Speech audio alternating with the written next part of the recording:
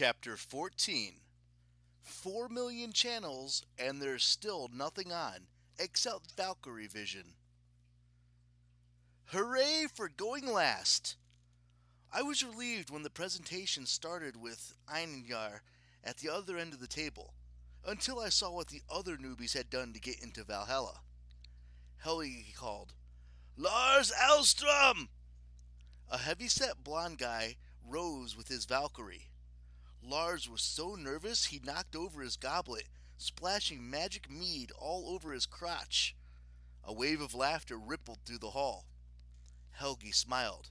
"As many of you know, Captain Gunilla has been phasing in new equipment over the past few months. She's been fitting her Valkyrie's armor with cameras to keep everyone accountable, and hopefully to keep us entertained." The warriors cheered and banged their mugs, drowning out the sound of Sam cursing next to me.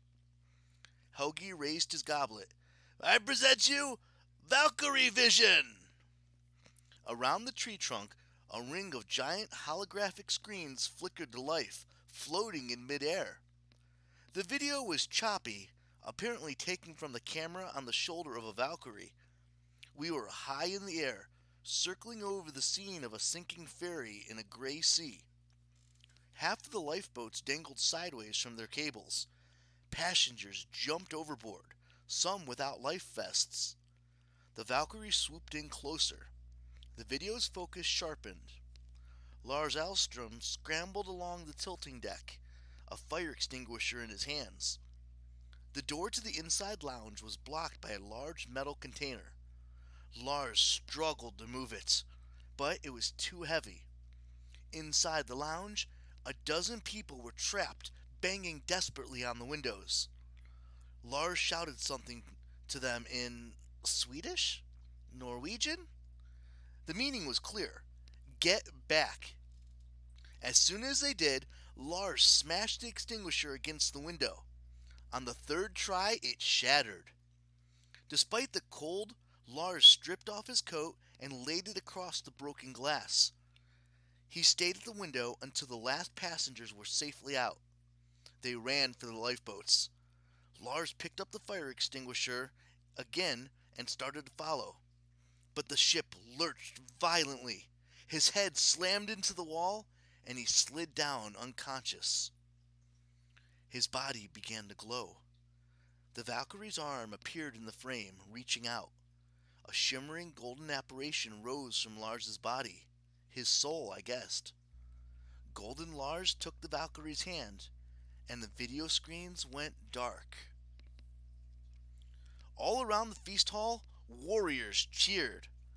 At the head table, the thanes debated among themselves. I was close enough to hear some of it. One guy, Lord Nelson, questioned whether a fire extinguisher could count as a weapon. I leaned towards Sam. "Why does that matter?" She tore her bread into smaller and smaller pieces. "To get into Valhalla, a warrior must die in battle with a weapon in his other or her hand. That's the only way." "So," I whispered, "anyone could get into Valhalla if they just grabbed a sword and died?" She snorted. "Of course not. We can't have kids taking up weapons and dying on purpose. There's nothing heroic about suicide. The sacrifice, the bravery has to be unplanned, a genuine heroic response to a crisis. It has to come from the heart, without any thought of reward." "So, what if the Thanes decide that a newbie shouldn't have been picked? Does he go back to being alive?" I tried not to sound too hopeful. Sam would not meet my eyes. "Once you're an Einar, there's no going back. You might get the worst work assignments. You might have a hard time earning respect, but you stay in Valhalla. If the Thanes rule the death unworthy, well, the Valkyrie takes the punishment for that." Oh. Suddenly I understood why all the Valkyries at our table looked a little tense. The Thanes took a vote among themselves. They agreed unanimously that the fire extinguisher could count as a weapon, and Lars' death could be seen as in combat.